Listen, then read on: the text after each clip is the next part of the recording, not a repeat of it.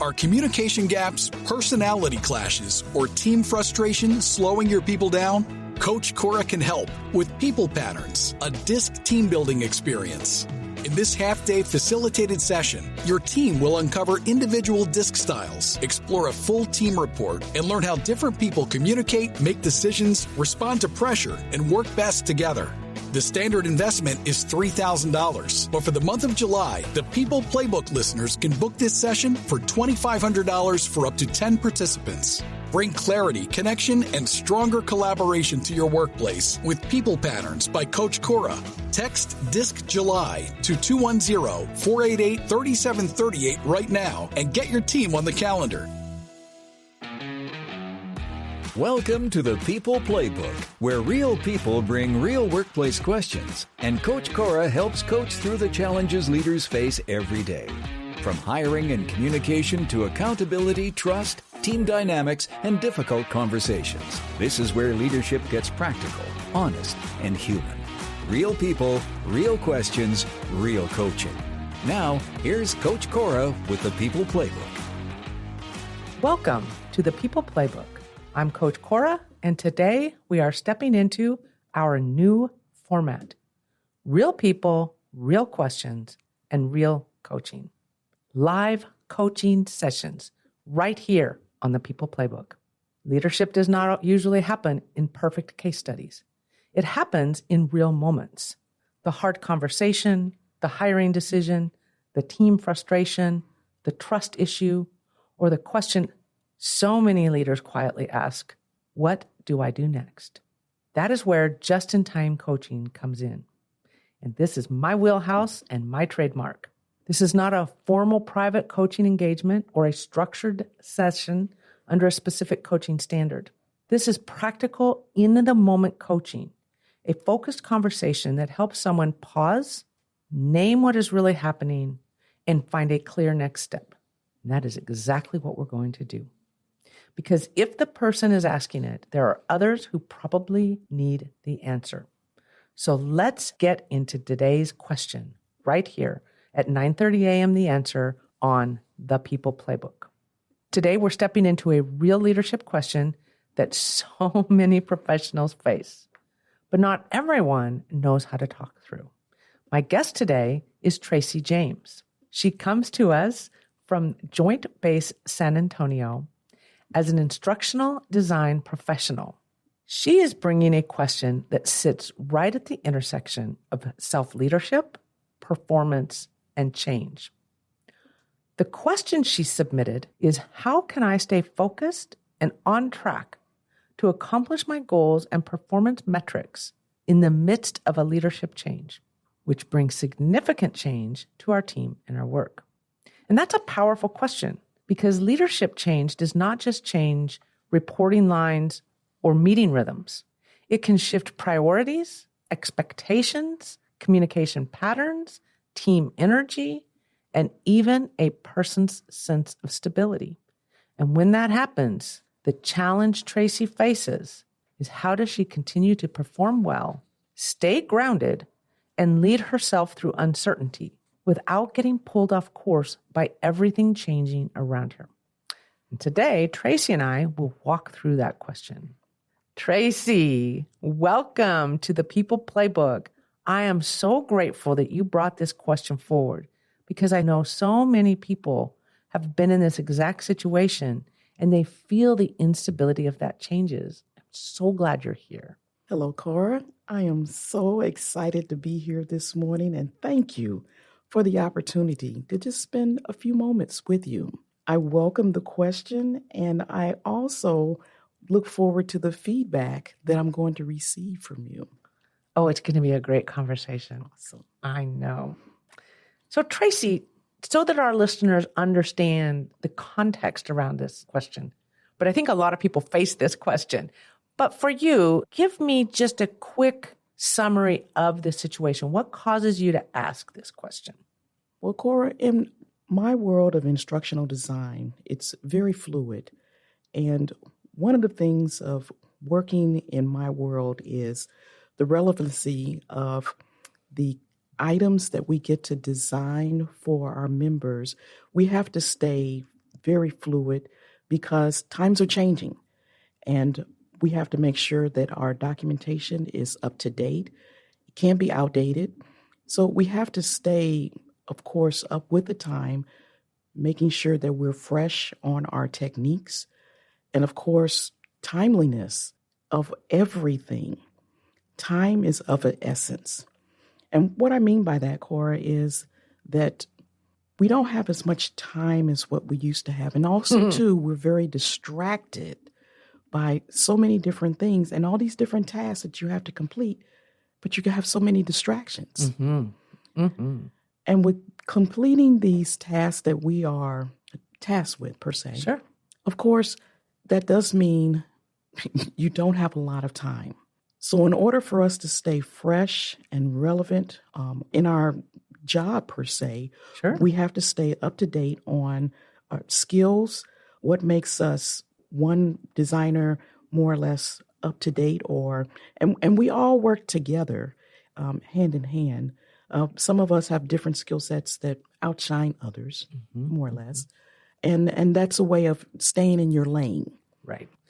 So let me ask a question. You're trying to balance that we have to stay relevant to produce our end product, yet we often have limited time to do that. And that time, what we typically see comes from the skill development side of it. And now you have a new leader that comes in.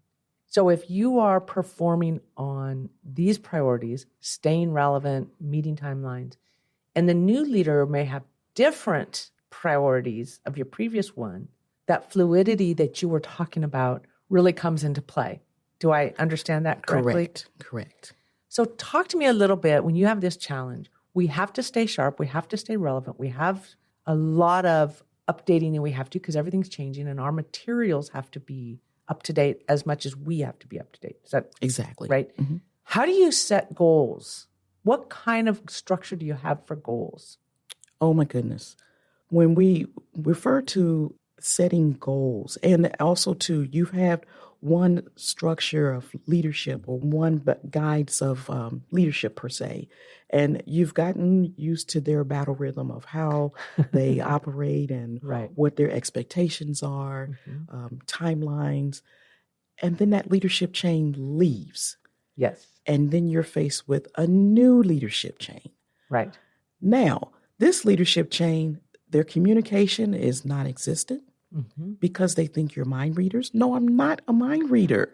You must communicate with me so that it helps me understand what are your intentions, what are you looking for from me, and how can I still stay within my goals, but you may have a different set of goals and timeline that you are expecting me to meet. So what exists systemically or structurally for you when you, at the end of the year, you receive a performance review? Does that tend to go against a set number of goals, and are there measurables, or is it more less objective and more subjective, that the leader you report to has an opinion on your performance? Is it structured or unstructured? Objective or subjective? We hope that it is structured. Okay. Because our entire bubble is structured. Right. So when you're in instructional systems design. You're all about structure and process. Exactly. Exactly. So when we get a leader that doesn't meet that criteria, that crinkles. So when you say doesn't meet are the goals still in place? It's just missing communication? It's missing that communication Okay, so piece. the goals still exist. Yes. So my question for you is, you have this goal, you have a leadership change. How they communicate and how they lead is different. Yes. Do you have a solid set of goals and priorities that you can adhere to? And the question becomes, how do I receive information, give information? Or are those fundamental expectations changed? I would hope that those fundamental expectations do not change. Okay. When they change, that causes a ripple effect. Of course. A bad ripple effect. Yeah. Within the Which structure. can happen. But you don't want that to happen. Oh, my goodness. No, you don't want that to happen. So in your role, you would say you still have clarity Yes. of what your expectations and priorities are. Right. So what would you say in this situation? If I know what my goals are, but I don't have the communication, maybe the day-to-day priorities, the feedback that I'm looking for, what is the conversation that you could have or the question you could ask of your direct supervisor? And Cora, I think that this is a must do. Sometimes leaders sit back and say, well, he or she just came in. I'm just going to wait it out. I'm just going to let them get their feet wet and let them get. No, we do not have that kind of time. Right. We must operate and communicate as early as possible. That's what I would suggest. Oh, my goodness. That's the first step. I want to initiate a conversation, right? Right. And that initial conversation could be, I think, going into it with some sense of purpose. I need to find out if they are changing any of the priorities. Correct. So I might say, hey, if these are my priorities, do you agree with them? Yes. Would that be fair? That would be fair. So that might be a first step when you have this changing leadership. That's called leading up, right? I'm going to initiate. I know you've got a lot on your radar, but I'm the center of my world. Right. Would you say it's important to you to do a good job? Absolutely. Is it important for you to meet the expectation? Absolutely. Yeah. So if that's your goal and your personal value, taking that initiative and saying, I'm going to initiate a conversation. Right. Can we have a conversation about my goals? Right? Yes. I agree. I love that. So then the next one is, if you haven't had that conversation, then the step would be, I need to schedule that. You must schedule Perfect. that. I love that. This is Coach Cora, host of the People Playbook with Tracey James on 9:30 a.m. The Answer. We're discussing her question, how can I stay focused on goals during a leadership shift? Now, Tracey just outlined that probably the first step when the new leader comes in is to initiate a conversation and gain clarity over the specific goals. Do we agree on what the goals are? So after that, Tracey, there's some questions that you could also ask of yourself, right? Because maybe the goals are the same. Is it possible that the two of you could agree on goals, but the execution of that looks different? That is possible, Cora, because that leader coming in, depending on who's been in their ear, and I'm hoping to get in their ear first. Absolutely. Before they hear the good, bad, indifferent, the ugly, whatever it is that they hear, I want to be able to share what my priorities are, what's been working for me, what hasn't been working for me. And possibly, is there a way that this leader may be able to assist me? Nice. But also, I want to hear, what does the leader feel just coming in? What does he or she feel coming into the environment? Because they may have a whole different set, a whole different just background, just different plans and operations. Okay, I'm open for it, but I'd like for them to hear me first because this is what I've been working on. So I want to push on that a little bit. So if you were able to get clarity of goals, we agree on the outcome. How important do you think it is? Here you have this certain level of instability. You're a worker, you're a performer, you want to do a good job. Right. And a new leader has come in. And we're craving communicating out what we need from them, right? What kind of benefit would happen if you were to say to that leader, what's important to you and how do I make you successful? Oh my goodness. Jackpot. If you how do I make you look good? Yes, because now, first of all, that leader doesn't have to propose that to you first. Right. But they have that. They have their thoughts and their plans and how they want to operate. And sometimes leaders don't want to come in as the, cracking the whip and they're the authoritarian. Sure. They don't want to do that. They would like to come in and listen and look around and let me listen and see what's going on. Of course. But oftentimes, good leaders listen first. Good leaders do. Yeah. But sometimes we get those bad apples that sneak in and they don't listen. And they want their own way. And this is how it's going to be done. And I think that if you go to a leader that is new to your team and ask the questions, because I think there might be other couple questions. Yes. Like I would ask you, what kind of a question would you ask to find out, have conditions changed? Yes. Have priorities several levels up the chain changed? Yes. And if so, what do they need from you? Exactly. So, I mean, can you think of what that question might look like to your leader? Well, asking the leader, so far since you've been here, can you share or can you enlighten me on what are the priorities? Nice. Right. And why? Right? Right. I think that's an important, when you're this performer and things are changing around you, first of all, to get clarity, am I still supposed to do these things? Right? That goals, are these still my goals? And number two, what do I not understand or what do I understand about the environment I exist in? Yes. Because we've got to navigate all these politics and social structures. Correct. Right? So proactively asking that question, what is going on that I need to know? Right. Will really avoid a lot of pitfalls. Right? And so I think when I talk about clarity, to me, that's the clarity. And also just asking yourself, where am I with this new leader? Yes. And am I saying, if you're coming and leading, that causes me to have confidence about our future, uncertainty. Here's what I'm worried about. Here's what I hope for from you. Right? Really saying, I want you to be successful. Yes. Here's what I need to know. And here's what I need you to know. I think that before we start asserting all of the things, you need to do this, this, and this, that we have to understand the landscape that they exist in first. Yes.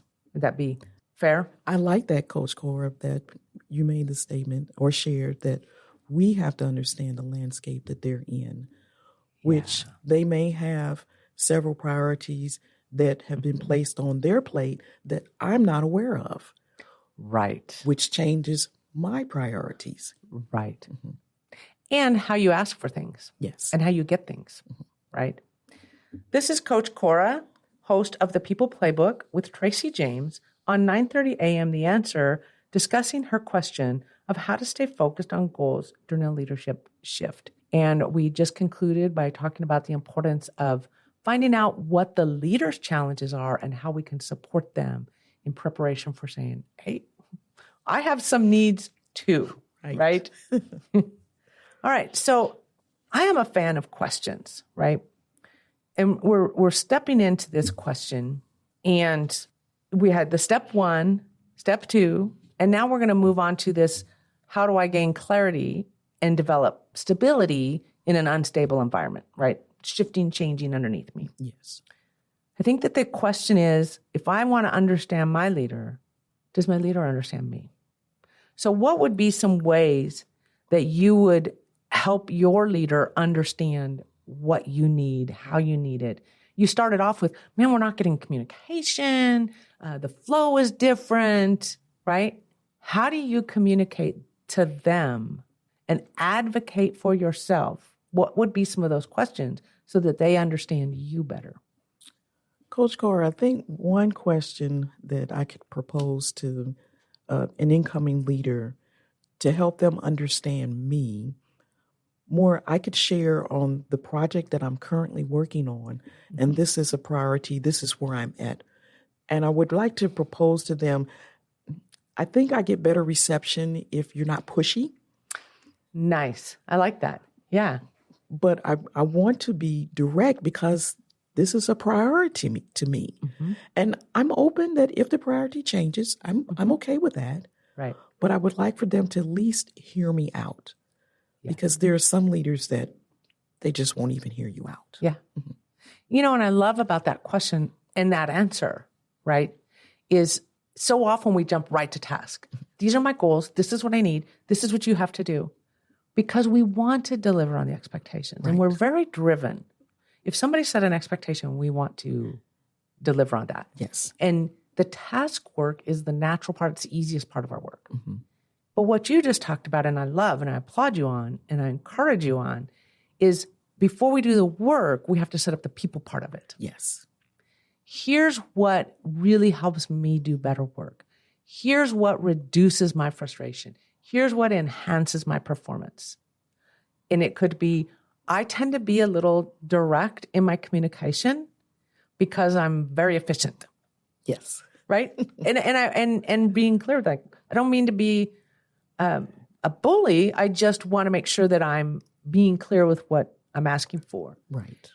And I understand I'm not always right, but I would love it when leaders listen to me and then give me feedback. Yes. Versus feeling like what I have to say isn't important. My solution may be wrong, but I value being heard. That's something I would love to have from you, right? Right. That sets the relationship up so professionally. This is what's important to me. Mm-hmm.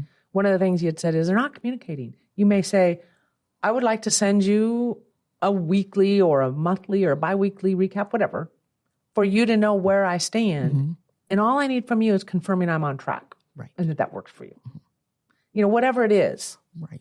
But letting that person know, here's what helps me be my best. Exactly. Yeah. And so I would love, like you already had a big question, and really building those relationships. And so in that initial conversation, you might have found out how they communicate. So in this next step, you might say, if you tend to communicate, you don't want to do regular one-on-ones, right? You don't have time for them. I get that. Right. Can we do it through email? Exactly. Does that make sense for Makes you? sense. Yeah. Yeah. So what are some language that you could imagine in that conversation if you were to have that conversation? What might you say? Like, here's the kind of communication I have. What would you envision saying to this new leader? I recently had an example of that with a new leader coming in, and I have 5 direct programs that I actually deal with, and I asked, how would you like for me to share updates with you on this? I can come in. I prefer in person, but that's okay. Yeah. If it doesn't work for you, I can send you, I like bullets, just bullet points, because you don't have time to read a whole paragraph. I love that. No, just one bullet or two, one bullet. And then if there's more, or if there's something just really hot, I'm going to come knock on your door and let you know this is something really hot we need to talk about. And I love what you suggest there is, I'm going to go and let them know I need constant communication. I'm going to respect that you're busy. Yes. So I'm going to initiate some bullet points. Mm-hmm. So you said you need communication. And now you've agreed. And then what you don't hear is they're not communicating with me. Right. What you hear is they're communicating in the way that we agreed. Yes. They're not ignoring me. They're focusing on their other things, which is helping my team. Right. And so you just remove a lot of those assumptions that humans make. Oh, my goodness. Right? Yes. Mm-hmm. Frustrations Right. that new teams and new leaders create because I don't understand. Why are you doing that? Right. Right? So I want you to summarize for me, what would be the top 3 things that you took away? Coach Cora, this morning, this session has been so richly valuable for me. And 3 nuggets that I can say that I can put in my rucksack. I like that. And take with me is, That rucksack. 1, communication is key, but just understand and be receptive of how the other person is going to communicate with you. Second point would be, when we agree on setting our goals, identify them, and then just be open to the way that those goals are going to be moving forward. And then thirdly, just be open to and receptive to all realms of communication. Thank you, Tracey, for your courage in bringing this question forward. And that's the play for today. We walked through first establishing alignment of the goal, and then initiating communication to ensure we have clarity, and finally agreeing through negotiation on what our mutually acceptable communication channels are. When people understand what they need and leaders know how to respond, work gets healthier. That is how we build stronger people, stronger teams, and stronger relationships. This is Coach Cora here at 9:30 a.m. The Answer on the People Playbook. Tune in next Saturday for our next Real Question, Real Person, and Real Challenge. And that's the play for today. Leadership is not about having all the answers. It's about being willing to ask better questions, listen deeper, and lead people with clarity and care. Join Coach Cora next week for more real people, real questions, and real coaching. Right here on the People Playbook. If you have a real workplace challenge you would like coached through on air, bring it to the People Playbook website at CoachCora.com/People Playbook and click Ask a Question. Are communication gaps, personality clashes, or team frustration slowing your people down? Coach Cora can help with People Patterns, a DISC team building experience. In this half-day facilitated session, your team will uncover individual DISC styles, explore a full team report, and learn how different people communicate, make decisions, respond to pressure, and work best together. The standard investment is $3,000, but for the month of July, the People Playbook listeners can book this session for $2,500 for up to 10 participants. Bring clarity, connection, and stronger collaboration to your workplace with People Patterns by Coach Cora. Text DISC July to 210-488-3738 right now and get your team on the calendar.